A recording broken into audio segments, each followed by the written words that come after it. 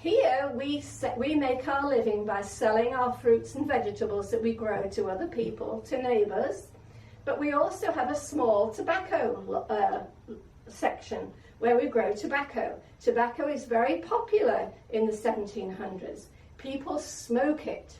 Now, I understand that in your time, the only way people smoke tobacco now is through little sticks. I think you call them cigarettes.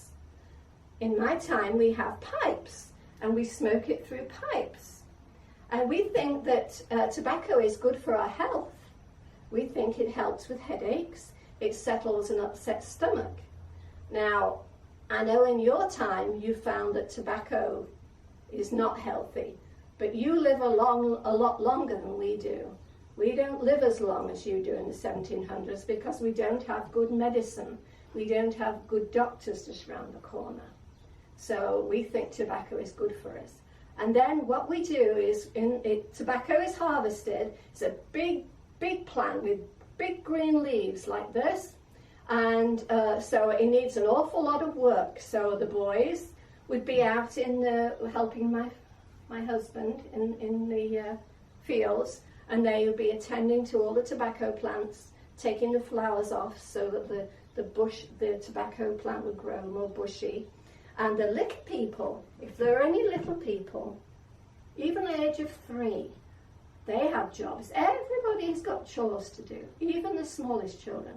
The little 3-year-olds, they're just the right height to go in the field and get under a green tobacco plant and pluck off all the grubs, caterpillars that are eating holes in our valuable tobacco leaf, and then they squish them.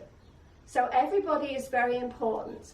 And our families all work together, and we all work as a team. And everybody has to do their chores every day, and the children only get to play at the end of the day when they've completed all their chores. So all your children are very, very useful and important to us, to the family. And for learning, well, we don't have any schools really. So if you're lucky, somebody who knows how to read will help you learn how to read.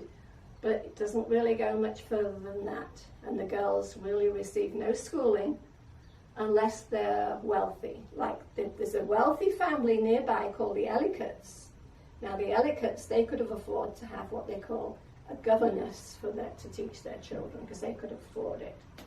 So something else that we grow in our garden is something to sweeten our food. Because in your time, you just go and get some sugar that you bought from a store. Well, small landowners like my family, we can't afford sugar. It's only wealthy people like the Ellicotts who would have had sugar, because sugar can't grow in this climate. It has to come a long way across the sea, and anything that takes a long time to get here is going to cost too much. So we all keep bees. And this is a skep, S-K-E-P. This is a miniature, a small one, just to show you. And this is what our beehives would look like. And we keep bees. So we keep bees for the honey, to sweeten our food. We also keep bees for the wax. So in the honeycomb, where the honey is kept, it's wax. So what we do is we take the wax, and this is wax. This isn't a honeycomb, this is a candle that's already been made. So we take the honeycomb and we melt it down, we pour it into a mold that's this shape, and we put little strings in the middle. Oh, here we are, here's one. So this is a candle mold. So we melt the beeswax and we pour it in, and then when we put a string down in the middle, and when it cools down, we have a shape like this. And this is how we have light in our cabins when it gets dark. So we also have to make our own butter. And you know what the main ingredient of butter is? It's milk. So we bring our milk in overnight into the cabin, and the next morning there's a thick layer of cream on the top of the milk, because I believe that your milk nowadays is different from our milk. Our milk is straight from the cow. It hasn't been treated in any way. So there's a thick layer of cream. So we can put the cream in a jar and shake it and shake it and shake it. Or if we have a lot of it, this is a butter churn. We can put the cream in there, go like this. And after a long time, you're going to get all those fat globules inside the milk stick together and it becomes butter. So that takes a long time. This is called a pestle and a mortar. And you may have a smaller version in your kitchens for grinding spices. So we can grind flour here.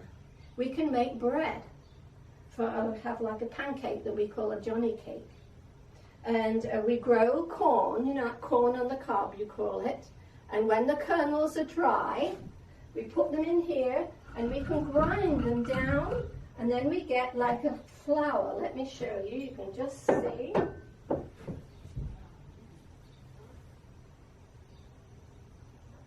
Now, something else that you have in your house is to keep things cool that you need refrigeration for.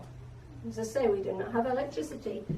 So our form of keeping things cool is this cellar under the ground. It's called a root cellar. And this is where we keep root vegetables like carrots, potatoes, turnips, because the temperature under the ground is even like low 60s year round. So in the winter it stops things from freezing, and in the summer and spring it delays the melting and the rotting process. Like in the winter, when there aren't any crops to take care of, not so many, we have winter vegetables of course, but the men will make furniture. So we have to make our own furniture. They'll chop down some trees and they'd make furniture. The girls and the women, you would be making clothes. So we have to make all our own clothes by hand with a needle and thread. We have no sewing machines because we have no electricity. So everybody only has like 2 changes of clothing. So as you can imagine, all these people packed in here, it's going to be pretty smelly in here because you've got smoke and flames coming up the chimney. You may have a filled chamber pot that you have not emptied outside. All those sweaty people, because think of the labour involved to go backwards and forwards to get enough water to fill a big enough container, big enough for you to sit in and bathe. So people didn't bathe only a few times a year because of the labour involved, and when they've got all the water back, that water's going to be cold. So they have to heat the water up first before they put it in the tin bath, or whatever, the wooden bath. And everybody uses the same water. The adults go in first and then the children. We all share the same water, but everybody's cleaner after they went in than they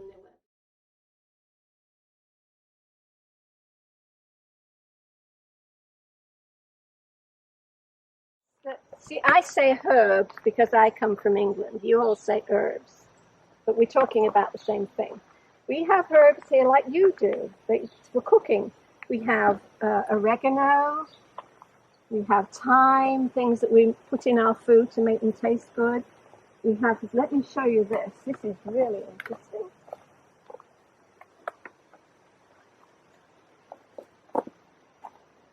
This is called lamb's ear.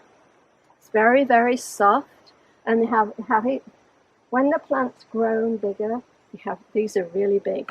And these are used, if you graze yourself, if you have a cut, you can put it on the cut and strap it on with some twine, and it absorbs the moisture of the wound. So that's called lamb's ear. This is mint. You're all probably familiar with mint. Smells wonderful.